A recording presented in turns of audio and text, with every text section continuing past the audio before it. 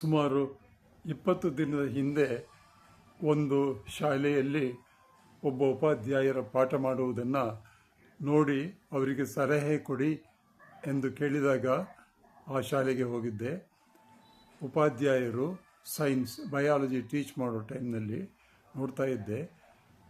ಆ ಉಪಾಧ್ಯಾಯಿನಿ ಕಷ್ಟಪಟ್ಟು ವಿಷಯಗಳನ್ನು ತುಂಬ ಸುಲಭವಾಗಿ ಬರುವ ಹಾಗೆ ಪಾಠ ಮಾಡೋದಕ್ಕೆ ಪ್ರಯತ್ನ ಮಾಡ್ತಾನೇ ಇದ್ದರು. ಆದರೆ 30 ಜನ ಮಕ್ಕಳು ಸಹಿತ ಬೇರೆ ಬೇರೆ ರೀತಿಯಲ್ಲಿ ಗಮನವನ್ನು ಬೇರೆ ಬೇರೆ ಕಡೆ ತೆಗೆದುಕೊಂಡು ಹೋಗಿದ್ದರು.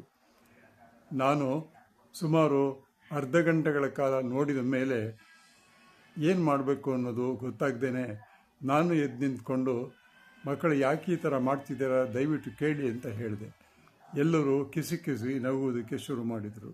ಅಂದರೆ ಈಗಿನ ಕಾಲದ ಮಕ್ಕಳು ಅವರ ಪಾಠಗಳನ್ನು ಕೇಳುವುದಕ್ಕಿಂತ ಹೆಚ್ಚಾಗಿ ಮೊಬೈಲನ್ನು ನೋಡಿಕೊಂಡು ಮೊಬೈಲ್ನಲ್ಲಿರ್ತಕ್ಕಂಥ ವಿಚಾರಗಳನ್ನು ತರಗತಿಯಲ್ಲಿ ಡಿಸ್ಕಸ್ ಮಾಡೋದನ್ನು ನೋಡಿ ನನಗೆ ಬಹಳ ವ್ಯಥೆಯಾಯಿತು. ಆಗ ನಾನು ಉಪಾಧ್ಯಾಯರಿಗೆ ಕೇಳಿದೆ, ಇದೇನು ಹೀಗಿದೆಯಲ್ಲ ಅಂತ. ಪ್ರತಿದಿನ ಹೀಗೆ ಆಗುತ್ತೆ ಸರ್, ನಂದು ಒಂದೇ ತರಗತಿ ಅಲ್ಲ, ಎಲ್ಲ ತರಗತಿಗಳಲ್ಲೂ ಇದೇ ರೀತಿಯಾಗಿ ನಡೀತಾ ಇದೆ. ನಾವು ಎಷ್ಟು ಹೇಳಿದರೂ ಮಕ್ಕಳು ನಮ್ಮ ಮಾತನ್ನು ಕೇಳುವುದೇ ಇಲ್ಲ ಅಂತ ಹೇಳಿದರು. ಮನಸ್ಸಿಗೆ ವ್ಯಥೆಯಾಯಿತು. ಏನು ಮಾಡುವುದು? ಗಮನ ಬೇರೆ ಕಡೆ, ಅವರ ಕಣ್ಣು ಬೇರೆ ಕಡೆ, ಕಿವಿ ಬೇರೆ ಕಡೆ, ಬ್ಲ್ಯಾಕ್ ಬೋರ್ಡ್ ಅಥವಾ ಪುಸ್ತಕದ ಬಗ್ಗೆ ಅವರಿಗೆ ಯೋಚನೆ ಇಲ್ಲ. ರೀಲ್ಸ್ ಏನು ನಡೀತಾ ಇದೆ ಅನ್ನೋದನ್ನು ಮಾತ್ರ ಅವರು ಶಾಲೆಯಲ್ಲೂ ಸಹಿತ ಉಪಾಧ್ಯಾಯರು ಪಾಠ ಮಾಡಬೇಕಾದ್ರೂ ಸಹಿತ ಡಿಸ್ಕಸ್ ಮಾಡ್ತಾ ಇರ್ತಾರೆ.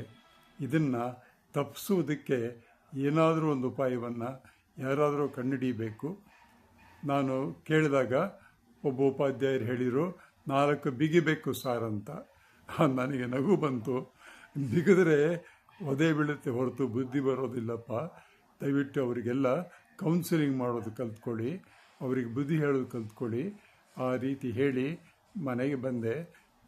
ಮನಸ್ಸಿಗೆ ತುಂಬ ವ್ಯಥೆಯಾಯಿತು. ನನ್ನ 60 ವರ್ಷಗಳ ಪಾಠದ ಒಂದು ಪ್ರಕ್ರಿಯೆಗಳಲ್ಲಿ ಈಗಿನ ಕಾಲದ ಮಕ್ಕಳ ಗಮನ ಬೇರೆ ಕಡೆ ಹೋಗ್ತಿರುವುದು ನೋಡಿದರೆ ಇನ್ನು ಮುಂದೆ ಯಾವ ರೀತಿ ಆಗುತ್ತೆ ಅನ್ನೋದು ಗೊತ್ತಿಲ್ಲ. ನನ್ನ ಮಗಳು ಕಾಲೇಜಲ್ಲಿ ಪ್ರೊಫೆಸರ್ ಆಗಿದ್ದಾಳೆ.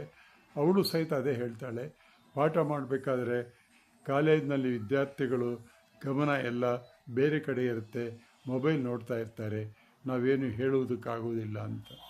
ಇದು ಅಲ್ಲ, ಈವನ್ ಮೆಡಿಕಲ್ ಕಾಲೇಜಿನ ಒಬ್ಬ ಲೆಕ್ಚರ್ ಅದೇ ರೀತಿ ಹೇಳಿದರು.